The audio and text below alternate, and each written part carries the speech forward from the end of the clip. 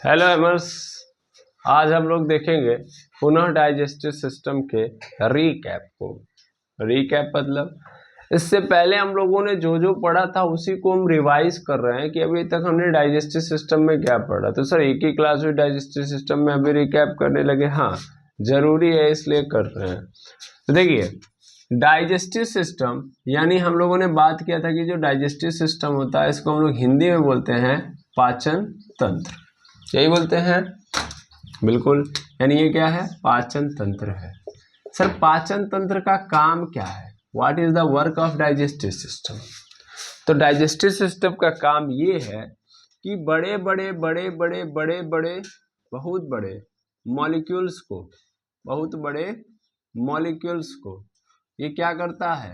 Digestive system brake down कर देता है छोटे छोटे मॉलिक्यूल्स में, स्मॉल मॉलिक्यूल में। ठीक है, तो डाइजेस्टिव सिस्टम सबसे पहला काम क्या करता है भैया, बताइए? बड़े मॉलिक्यूल्स को यानी बिग मॉलिक्यूल्स को किस में कन्वर्ट कर देता है? बिग मॉलिक्यूल्स को ब्रेक डाउन कर देता है, ब्रेक डाउन कर देता है स्मॉल मॉलिक्यूल में, है ना? स्मॉल मॉलिक्यूल्स में। ठीक, बिग मॉलिक्यूल्स को ब्रेक डाउन स्मॉल मॉलिक्यूल्स में। क्लियर है? अब ये बिग मॉलिक्यूल्स को ब्रेक डाउन करता है small molecules. Sir big molecules होते किसके हैं? वो बिग मॉलिक्यूल्स होंगे न्यूट्रिएंट के। किसके होंगे? न्यूट्रिएंट। न्यूट्रिएंट मतलब जैसे कि कार्बोहाइड्रेट, जैसे कि कार्बोहाइड्रेट। कार्बोहाइड्रेट हो गया। कार्बोहाइड्रेट में बिग मॉलिक्यूल्स क्या आता है? इसका स्टार्च। स्टार्च इसका बड़ा वाला मॉलिक्यूल होता है ना, तो स्टार्च को तोड़ के किस में कन्वर्ट कर देता है? ये ग्लूकोज में। किस में कन्वर्ट कर देता है? ग्लूकोज में। ठीक है, अच्छा, तो ग्लूकोज में। फिर इसी तरीके से प्रोटीन मिलता है इसको, तो प्रोटीन को किस में कन्वर्ट कर देता है? तो ये कन्वर्ट कर देता है एमिनो एसिड में। फिर इसी तरीके से फैट मिलता है भैया, तो फैट को फैटी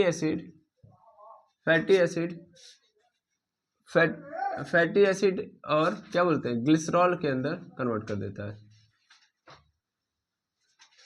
ठीक है, तो ये क्या कर रहा है? ये बड़े मॉलिक्यूल्स को, ये रहे बड़े मॉलिक्यूल्स, इन बड़े मॉलिक्यूल्स को कन्वर्ट कर दे रहा है छोटे छोटे मॉलिक्यूल्स के अंदर। तो डाइजेस्टिव सिस्टम का ये पहला काम समझ में आ गया, तोड़ने का काम करता है भाई। क्या करता है? तोड़ने का काम। जो ही खाना, ये क्या है, न्यूट्रिएंट जो होगा किसके थ्रू जाएगा? सर ये खाने के अंदर जाएगा। तो और ये न्यूट्रिएंट कहाँ से मिलता है? खाने से। यानी खाना गया पेट में गया तो उस खाने के अंदर ये मिले, इस खाने को इसने क्या कर दिया? तोड़ दिया इसमें। और फिर क्या डाइजेस्टिव सिस्टम का काम खत्म? डाइजेस्टिव सिस्टम ने इस बड़े मॉलिक्यूल्स को छोटे मॉलिक्यूल्स में तोड़ दिया, डाइजेस्टिव सिस्टम का काम खत्म? नहीं, इस डाइजेस्टिव सिस्टम सॉरी इस छोटे मॉलिक्यूल्स को किसके अंदर मिला देगा? किसके अंदर? ब्लड के अंदर। किसके अंदर? ब्लड के अंदर। तो जब ब्लड के अंदर एसिमिलेशन का काम करवा देता है, ये क्या करवा देता है? एसिमिलेशन। तो ये तीसरा काम ये करता है। तो दूसरा काम, डाइजेस्टिव सिस्टम ब्रेक डाउन कर देता है, और उसके साथ साथ सॉरी यहाँ पे मुझे ब्रेक डाउन लिखना था, यानी ये ब्रेक डाउन करता है, और ब्रेक डाउन के बाद फिर क्या करा देता है? इन मॉलिक्यूल्स को जो ये टूटे हुए हैं इनको किस में मिला देता है? ब्लड में। तो यही बन जाता है हमारा सॉरी यही काम है हमारा डाइजेस्टिव सिस्टम। ठीक है, तो डाइजेस्टिव सिस्टम इतना काम करता है भाई। ये बातें हम लोगों ने देख ली। अब आप ये अगर यहाँ से यहाँ तक देखोगे तो मेनली काम ये इसका यही है भैया, ब्रेक डाउन करना। क्या काम करना? ब्रेक डाउन करना। अब ये ब्रेक डाउन करने का कहानी जो आप समझोगे, आपको पढ़ाया गया होगा कि बड़े मॉलिक्यूल से छोटे मॉलिक्यूल में कन्वर्ट करना या तोड़ना क्या कहलाता है? कट करना ना, यानी इसको कट किया गया है। और ऐसा जो होता है प्रोसेस, उसको कैसा प्रोसेस बोलते हैं? ऐसे प्रोसेस को हम लोग कैटाबॉलिक प्रोसेस बोलते हैं। हमारी बॉडी के अंदर दो तरीके के प्रोसेस होते रहते हैं, पहला कैटाबॉलिक, दूसरा एनाबॉलिक। तो ये कहानी आपको समझ में आ गई, यानी ये जो प्रोसेस है that process is catabolic process. यानी डाइजेस्टिव सिस्टम कैसा काम करता है भैया? कैटाबॉलिक प्रोसेस का काम करता है ना? तो देखिएगा, खाने से न्यूट्रिएंट निकालना मतलब इसके स्मॉल पार्टिकल्स को निकालना और इनको ब्लड के अंदर मिला देना, that is the whole work of digestive system. Clear है? और ये कैसा प्रोसेस है? कैटाबॉलिक, क्योंकि ये क्या कर रहा है? छोटे छोटे टुकड़ों में क्या कर रहा है? कट कर रहा है। तो ये कैसा प्रोसेस है? Catabolic process. बिल्कुल बिल्कुल सर। अब इस प्रोसेस की बात करें तो ये जो पूरा का पूरा काम होता है वो कितने प्रोसेस के अंदर, कितनी प्रक्रियाओं में होता है? भाई कैटाबॉलिक प्रोसेस है बिल्कुल, लेकिन ये कैटाबॉलिक प्रोसेस जो होता है वो 6 बार में होता है, यानी 6 काम करने पे पूरा का पूरा ये काम होता है। यानी इस डाइजेस्टिव सिस्टम को इस पूरे वर्क डन को कराने के लिए 6 तरीके के काम करने पड़ते हैं। ठीक है, अब वो 6 तरीके के काम कौन कौन से हैं? तो आप सब लोगों ने देखा है कि डाइजेस्टिव सिस्टम का प्रोसेस क्या है। तो डाइजेस्टिव सिस्टम के अंदर जो प्रोसेस चलता है उस पूरे होल का मतलब उस पूरे काम को कराने के लिए, तो सबसे पहला क्या होता है कि भैया मुंह के अंदर क्या करिए? खाना रखिए। जो ही आप मुंह के अंदर खाना रखेंगे तो उस प्रोसेस को हम लोग बोलते हैं इंजेशन। क्या बोलते हैं? इंजेशन। खाना मुंह में गया तो खाने के अंदर जो ही मुंह में गया तो मुंह के अंदर कितने लोग मिलेंगे? मुंह के अंदर मिलेगा दांत मिलेगा, जीभ मिलेगा, लार मिलेगा। उसमें इंपॉर्टेंट कौन है? लार। ये जो दांत होगा वो खाने को छोटे छोटे पार्टिकल्स में तोड़ेगा, फिर जो जीभ होगा उसको ऐसे पलटेगा ऐसे ऐसे, और जो लार होगा उसके अंदर तब क्या होगा? मिलेगा। तो यानी दूसरा जो काम होता है वो क्या होता है? सलाइवेशन होता है। ठीक है ना? सलाइवेशन। सलाइवेशन में क्या होता है? लार मिलता है। खाने के अंदर क्या मिल जाता है? लार। अब खाने के अंदर लार मिल गया तो फिर क्या होगा? वो लार से मिला हुआ खाना कहाँ जाएगा? पेट के अंदर। तो खाने जो लार से मिला हुआ खाना है वो पेट के पास जाएगा, तो इसको हम लोग बोलते हैं प्रपल्सन। क्या बोलते हैं? प्रपल्सन। प्रपल्सन। प्रपल्सन मतलब जो लार मिला हुआ खाना है वो कहाँ पहुंच जाएगा? स्टोमक के पास। अब स्टोमक के पास पहुंच गया तो अब स्टोमक के अंदर क्या होगा भैया? स्टोमक के अंदर उस खाने को छोटे छोटे पार्टिकल्स में क्या किया जाएगा? तोड़ा जाएगा। यानी यहाँ पे खाने का क्या होगा? डाइजेशन। क्या होगा? डाइजेशन। डाइजेशन होने के बाद क्या होगा? वो चला जाएगा छोटी आंत में। पेट के बाद कहाँ जाएगा? छोटी आंत, यानी स्मॉल इंटेस्टाइन। स्मॉल इंटेस्टाइन में जब जाएगा तो खाने के अंदर से जो न्यूट्रिएंट हैं, चूंकि यहाँ डाइजेशन हो चुका है मतलब यहाँ पे तोड़ा जा चुका है, और जब यहाँ पे आएगा तो अच्छे तरीके से तोड़ दिया जाएगा। अच्छे तरीके से क्या हो जाएगा? तोड़ दिया जाएगा। और क्या होगा? एब्जॉर्प्शन होगा। क्या होगा? एब्जॉर्प्शन होगा। किसका एब्जॉर्प्शन होगा? न्यूट्रिएंट का एब्जॉर्प्शन होगा। किसका होगा? न्यूट्रिएंट का एब्जॉर्प्शन होगा। यानी खाने के अंदर से जो न्यूट्रिएंट है उनको निकाल लिया जाएगा और इसको किस में मिला दिया जाएगा? ब्लड के अंदर। तो इसका मतलब यहीं पे क्या हो जाएगा? एसिमिलेशन भी हो जाएगा। तो एसिमिलेशन का मतलब मिलाना, एब्जॉर्प्शन का मतलब अवशोषण कर लेना या निकाल लेना। ठीक है। छठे नंबर पे जब मैं जाऊंगा तो जब ये मतलब ये प्रोसेस हो गया तो फिर खाना जो है कहाँ चला जाता है? खाना हमारा चला जाता है बड़ी आंत यानी लार्ज इंटेस्टाइन में। और लार्ज इंटेस्टाइन में अब खाने के अंदर क्या बचा हुआ है? खाने के अंदर बचा हुआ है खाली पानी। तो अब उस पानी को निकाला जाता है, और पानी को निकालने का मतलब, अच्छा सॉरी 7 प्रोसेस हो जाएंगे। तो यहाँ पे हो जाएगा एब्जॉर्प्शन ऑफ वाटर, यानी खाने से हमने क्या निकाल लिया? पानी निकाल लिया। तो पानी निकालने का काम होता है मेरे लार्ज इंटेस्टाइन में। अब फिर जब पानी निकल गया तो अब जो बचा हुआ है वो सब का सब क्या? वेस्ट है। सबका सब क्या है? वेस्ट है। अब उसको क्या करना पड़ेगा? शरीर से बाहर निकालना है। और इस बाहर निकालने को क्या बोलते हैं हम लोग? डिफेक्शन। क्या बोलते हैं? डिफेक्शन। समझ में आई बात? डिफेक्शन। और इसी को क्या बोलते हैं बताइए? इजेक्शन। एक और नाम देते हैं हम लोग, इजेक्शन। ठीक है। तो टोटल कितने प्रोसेस हो गए? 7 प्रोसेस हो गए।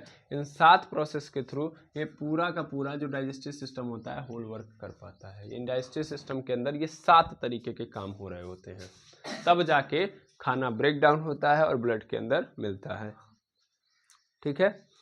अब ये 7 प्रोसेस हवा में तो होंगे नहीं। हमारा जो खाना है कहाँ जाता है? मुंह में। मुंह के अंदर से ऐसे ऐसे जाते जाता है ना। तो डाइजेस्टिव सिस्टम एक्चुअल में क्या होता है? एक्चुअल में 2 पार्ट्स के अंदर डिवाइड होता है। या सिंपल समझ लो कि डाइजेस्टिव सिस्टम भाई ये प्रोसेस करने के लिए क्या करता है? सब किसी का यूज तो करेगा ना, किसी की हेल्प तो लेगा ना, किसी ऑर्गन की हेल्प लेगा या किसी की हेल्प लेगा ना। मतलब भाई हवा में तो नहीं ना हो रहा है, सब पेट के अंदर हो रहा है। तो कौन कौन से अंग आ रहे हैं डाइजेस्टिव सिस्टम के अंदर उसको भी देखना पड़ेगा, है ना। तो जो डाइजेस्टिव सिस्टम है वो सारे प्रोसेस को कहाँ करता है? इन सारे प्रोसेस को करता है, कहाँ करता है बताइए? हमने बताया था आहार नाल, याद करिए, है ना, इंटर कैनाल। क्या बोलते हैं, इंटर कैनाल। तो इंटर कैनाल में करता है भैया, क्या करता है, इंटर कैनाल में सॉरी यहाँ पे आपको इंटर कैनाल दिख रहा है, एलिमेंट्री कैनाल यहाँ पे आपको नजर आएगा, एलिमेंट्री कैनाल, ठीक है ना, इंटर कैनाल नहीं एलिमेंट्री कैनाल होगा, सॉरी यहाँ पे एलिमेंट्री कैनाल होगा। तो एलिमेंट्री कैनाल यानी आहार नाल, यानी ये जितने प्रोसेस हो रहे हैं वो सब के सब कहाँ होंगे, एलिमेंट्री कैनाल में होंगे। जो एलिमेंट्री कैनाल होता है वो आपको मैंने बताया था 32 फीट होता है ना, ये वेरी करता है, ऐसा नहीं कि 32 फीट ही होगा, 32 से 33 फीट भी आपको कहीं नजर आएगा। ऐसे मैंने बताया था कहीं कहीं आपको क्या मिलेगा, 6 से 9 मीटर मिलेगा आपको, है ना, कहीं कहीं आपको 4 से 6 मीटर मिलेगा। तो वो अलग अलग बुक्स के अंदर अलग अलग है। 32 से 33 फीट भी आप लिख सकते हो, 6 से 9 मीटर भी लिख सकते हो, 4 से 6 मीटर भी लिख सकते हो, यानी ये पूरी लंबाई है। और ये क्या है, सिर्फ और सिर्फ पाइप से, क्या है, पाइप से, ट्यूब से ये हमारे मुंह के अंदर, ठीक है। कहाँ से कहाँ तक है ये, तो हमारे मुंह से, माउथ से स्टार्ट होती है आहार नाल, और ये कहाँ तक जाता है, तो ये रेक्टम तक जाता है। कहाँ तक, रेक्टम तक, ठीक है। माउथ मतलब मुंह हो गया, और मुंह से रेक्टम यानी मलाशय, ठीक है, जहाँ पे वेस्टेज इकट्ठा होता है, यानी जब खाने के अंदर से न्यूट्रिएंट निकल जाता है तो वो क्या होता है, इकट्ठा जहाँ पे होता है वो क्या कहलाता है, रेक्टम कहलाता है। क्लियर है। तो फिर से खाना खाया, सबसे पहले खाना खाया, खाने में क्या मिलाया, लार, खाने में क्या मिला दिया, लार। अब लार मिला हुआ खाना कहाँ चला गया, पेट में, पेट से फिर खाना कहाँ गया, छोटी आंत में। जब पेट में गया तो खाना क्या हो गया, टूट गया, खाना क्या हो गया, टूट गया। टूटने के बाद फिर क्या हुआ, क्या हुआ, वो चला गया छोटी आंत में। छोटी आंत में जब छोटी आंत में और टूट गया, और टूटने के बाद जो न्यूट्रिएंट थे वो कहाँ चले गए, ब्लड में। अब जो है वेस्ट है, केवल और केवल क्या है, वेस्ट है। वेस्ट वाला खाना कहाँ जाएगा, बड़ी आंत में। बड़ी आंत में जब जाएगा तो खाने के अंदर से जो पानी है उसको भी क्या कर लिया जाएगा, निकाल लिया जाएगा। अब उस खाने के अंदर कुछ भी ऐसा नहीं है जो हमारी बॉडी के लिए अच्छा है, तो और वो यानी उसके लिए मतलब हमारी बॉडी के लिए वो सब का सब पूरा का पूरा जो बचा हुआ खाना है वो क्या है, खराब है। तो अब वो क्या हो जाएगा, हमारे शरीर से बाहर होने का प्रक्रिया चालू होगी, और बाहर होने के लिए वो कहाँ चला जाएगा, रेक्टम में। और रेक्टम से ही फिर एनस के थ्रू क्या हो जाएगा, हमारे बॉडी से बाहर। क्लियर है, आया ना। तो एकदम सिंपल प्रोसेस है, ingestion, salivation, propulsion, digestion, absorption, assimilation, absorption of water and defecation and रिजेक्शन। क्या आपको सातों याद हो गए, क्लियर है, आया ना। सिंपल भाषा में हमने याद कर लिया, ठीक है। फिर से एक बार रिवाइज कर लेते हैं। खाना खाया, इंजेक्शन, खाना खाया, इंजेक्शन, खाने में फिर क्या मिलेगा, लार, खाने में क्या मिल गया, लार, तो क्या हो गया, सलाइवेशन। क्या बोल देंगे, सलाइवेशन। खाना खाया, इंजेक्शन, बोलिए मेरे साथ, खाना खाया, इंजेक्शन, फिर उसके अंदर सलाइवा मिल गया, सलाइवेशन, क्या मिल गया, सलाइवेशन, सलाइवा मिल गया तो सलाइवेशन। अब वो सलाइवा मिला हुआ खाना यहाँ से पाइप के थ्रू कहाँ जाएगा, पेट तक। तो ये जाना यानी सलाइवा का मतलब सलाइवा से मिला हुआ खाना या सलाइवा से भरपूर या परिपूर्ण जो खाना है हमारा वो कहाँ जा रहा है, स्टोमक यानी पेट के पास। तो इस प्रोसेस को प्रपल्सन, क्या बोल दिए, प्रपल्सन। फिर से इंजेक्शन किया, स्लाइवेशन हुआ, और उसके बाद प्रपल्सन, क्या हुआ, प्रपल्सन। प्रपल्सन मतलब खाना कहाँ पे आ गया, पेट में। पेट के अंदर क्या होगा, डाइजेशन, पेट के अंदर क्या होगा, डाइजेशन, डाइजेशन होगा। डाइजेशन मतलब बड़े मॉलिक्यूल्स को किसमें तोड़ा जाएगा, छोटे मॉलिक्यूल्स में। तो डाइजेशन हो गया। डाइजेशन के बाद फिर क्या होगा, डाइजेशन के बाद फिर खाना चला जाएगा छोटी आंत में, ठीक है ना। खाना कहाँ चला जाएगा, छोटी आंत में। छोटी आंत में क्या होगा कि उसके अंदर से न्यूट्रिएंट को निकाल लिया जाएगा, और न्यूट्रिएंट को निकाल के कहाँ मिला दिया जाएगा, ब्लड के अंदर, यानी ब्लड में भेज दिया जाएगा। तो इसका मतलब क्या हो गया, एब्जॉर्प्शन और उसके साथ साथ एसिमिलेशन। यानी अभी फिर से इंजेक्शन, स्लाइवेशन, फिर प्रपल्सन, फिर डाइजेशन, डाइजेशन के बाद absorption of nutrient plus assimilation, यानी एब्जॉर्प्शन और एसिमिलेशन हो गया। अब खाना वेस्ट है ना, न्यूट्रिएंट तो निकाल दिए गए हैं, तो अब वेस्ट खाना कहाँ जाएगा, बड़ी आंत में, लार्ज इंटेस्टाइन में। कहाँ जाएगा, लार्ज इंटेस्टाइन में। लार्ज इंटेस्टाइन के अंदर जाएगा तो लार्ज इंटेस्टाइन में क्या होगा, उसके अंदर, उस खाने के अंदर से क्या निकाला जाएगा, पानी। क्या निकाला जाएगा, पानी। पानी निकाल लिया गया, तो पानी निकालने को हम लोग क्या बोलेंगे, absorption of water, absorption of water. अब खाने के अंदर कुछ अच्छा बचा है, नहीं बचा है, तो वो क्या हो जाएगा, हमारे बॉडी से बाहर। तो इसका मतलब खाना कहाँ चला जाएगा, वेस्टेज खाना रेक्टम में। कहाँ चला जाएगा, रेक्टम, और उसके बाद एनस और बाहर। क्लियर है, क्लियर है। तो वही चीज मैंने बताया, ये पूरा प्रोसेस कहाँ होता है, एलिमेंट्री कैनाल के अंदर होता है। एलिमेंट्री कैनाल कहाँ से कहाँ तक है, माउथ से लेके रेक्टम तक, ठीक है। किसका, इन सब का। इंजेक्शन का मतलब बोला तो खाने को क्या करना, ग्रहण करना, ठीक है। सलाइवेशन का मतलब लार का मिलना। ये प्रोसेस है ना, आपको प्रोपल्सन मतलब क्या होगा कि मुंह लार वाला खाना कहाँ पे चले आना, अमाशय के अंदर, पेट के अंदर आना। डाइजेशन का मतलब बड़े मॉलिक्यूल्स का, बड़े अणुओं का छोटे अणुओं में टूटना, ठीक है ना। एब्जॉर्प्शन मतलब जो पौष्टिक तत्व है उनका क्या करना, अवशोषण करना या सोखना, सिंपल। और एसिमिलेशन मतलब फिर उन न्यूट्रिएंट को या पौष्टिक तत्वों को ब्लड में मिला देना, ठीक है ना। एब्जॉर्प्शन ऑफ वाटर, हाँ अच्छा 7वां नहीं दिख रहा है, 7वां वाला यहाँ पे मैं लिख दे रहा हूँ। 7th नंबर पे था हमारे पास डिफेक्शन। डिफेक्शन का मतलब परित्याग होता है। क्या होता है, परित्याग, यानी हमारे बॉडी से बाहर निकाल देना, ठीक है ना, इजेक्शन। और वही चीज एब्जॉर्प्शन ऑफ वाटर ने जल का अवशोषण, जल का अवशोषण। एसिमिलेशन मतलब मिला देना, ठीक है, क्लियर है। तो ये सब का सब कहाँ होता है, ये सब का सब होता है एलिमेंट्री कैनाल में। तो इसका मतलब जो डाइजेस्टिव सिस्टम है, अब हम इस पे बात करते हैं। ये तो समझ गए प्रोसेस कौन सी होती है। अब डाइजेस्टिव सिस्टम की बात को पकड़ते हैं। देखिए डाइजेस्टिव सिस्टम को अगर हम देखेंगे तो डाइजेस्टिव सिस्टम के अंदर ये पूरा का पूरा प्रोसेस जो है 2 पार्ट में बटा हुआ है। डाइजेस्टिव सिस्टम कितने पार्ट्स में है, 2 पार्ट्स में। एक है एलिमेंट्री कैनाल, सर पहला एक ही होना चाहिए ना, एलिमेंट्री कैनाल, हाँ बिल्कुल। एलिमेंट्री कैनाल कितने फीट का होता है भैया, 33 फीट, 32 फीट, कहीं 32 मिलेगा, कहीं 33। अब कहाँ से स्टार्ट होता है, माउथ से। कहाँ से स्टार्ट होता है, माउथ से। माउथ मतलब सबसे पहले खाना कहाँ जाएगा, ये खाने के जाने का रास्ता है। तो सबसे पहले मुंह में, मुंह के बाद फूड पाइप, मुंह के बाद फूड पाइप। फूड पाइप मतलब ईसोफेगस, ईसोफेगस। ईसोफेगस के बाद फूड पाइप के रास्ते खाना कहाँ आएगा, स्टोमक में। कहाँ पे आ गया, स्टोमक में। तो स्टोमक में आ गया खाना। अब स्टोमक से खाना कहाँ जाएगा, छोटी आंत यानी स्मॉल इंटेस्टाइन। कहाँ गया, small intestine. Small intestine, small intestine के बाद large intestine, large intestine, large intestine. Large intestine के बाद फिर क्या होगा, कहाँ जाएगा, रेक्टम में, क्योंकि अब खाने के अंदर कुछ बचा ही नहीं रहेगा, सब खराब है खाना। रेक्टम में जमा हो जाएगा और एनस के रास्ते क्या हो जाएगा, बॉडी से बाहर। क्लियर है। सबसे पहले खाना कहाँ जाएगा, माउथ में। माउथ के बाद ईसोफेगस, फिर स्टोमक, फिर स्मॉल इंटेस्टाइन, फिर लार्ज इंटेस्टाइन, फिर रेक्टम, फिर एनस, खत्म। माउथ का मतलब क्या होता है बताइए, मुंह होता है। ईसोफेगस का मतलब क्या होगा, भोज्य नली बोल सकते हैं इसको, भोज्य नली। स्टोमक मतलब क्या बोलते हैं इसको, अमाशय। क्या बोलेंगे, अमाशय, अमाशय। स्मॉल इंटेस्टाइन को क्या बोलेंगे, छोटी आंत, छोटी आंत। और लार्ज इंटेस्टाइन को बड़ी आंत, बड़ी आंत। रेक्टम को मलाशय और एनस को गुदा, ठीक है।